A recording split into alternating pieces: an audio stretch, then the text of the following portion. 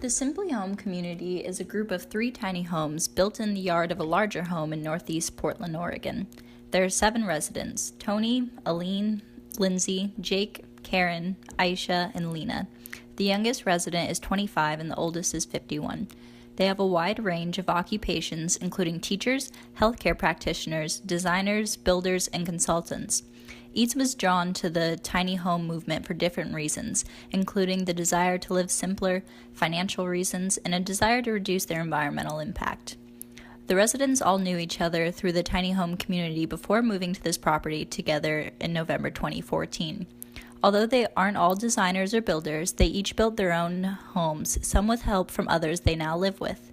Each home has its own name. There's the Big House, the Lucky Penny, Serenity, and Rustic. Living in these homes, the residents have been able to reduce their carbon footprints, save money, and live simpler. The homes themselves are mostly environmentally friendly due to their size. In the area they live, 7 people don't typically live off the small amount of land they are living off of. This increases the density of the living area, which is good in terms of sustainability. They also grow a lot of their own food on the property they live on, reducing their carbon footprint because they buy less food that has been shipped hundreds of miles to get to them. The materials used to make the homes were sometimes found or repurposed, reducing the environmental impact of constructing the homes.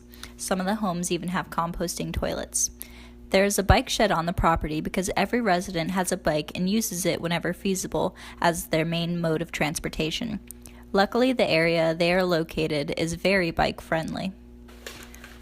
The way the community is set up is quite sustainable. Before even moving to the property, a community agreement document was set up. They took an integrative approach and all of the members had equal input as to what was put in the agreement.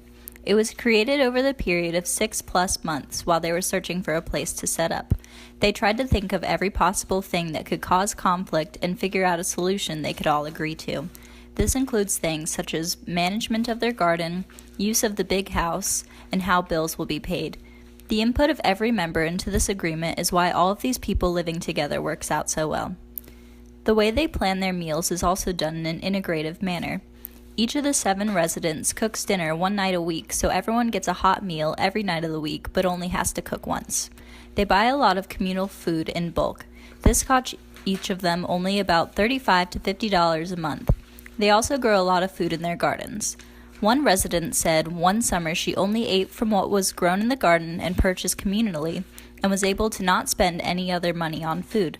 Economically, living in this community works out very well for its residents. Apart from the tiny homes, the property is considered completely communal.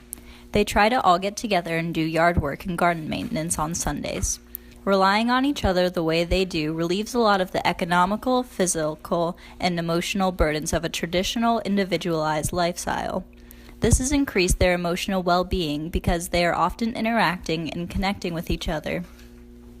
The majority of their space is communal, while they do still have their own small private space to go to when they need time alone. They divide up their communally purchased food equally, which helps to promote social equity. They offer tours of their community every so often where they're able to connect with others who are interested in tiny homes. People can take tours of the community as a whole or a tour focusing on the infrastructure for those who want a more specialized experience.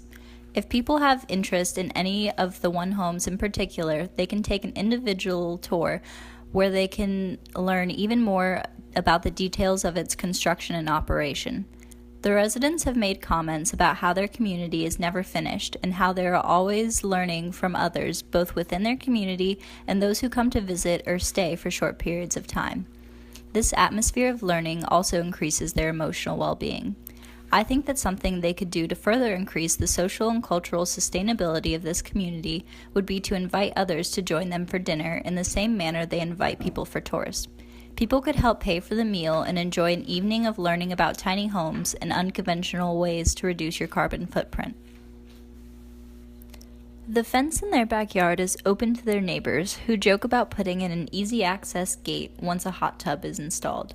This permeable barrier between them and their neighbors helps them connect with each other as well. These people spend a decent amount of time outdoors due to their inside spaces being small, and even when they are inside, their homes were created without the use of hazardous chemicals, so this environment is good for their physical health. They set up their community using design tools for social and cultural sustainability, mainly by using an integrative approach to establish an agreement for how living together the way they do would work. There are many aspects that help emotional well-being.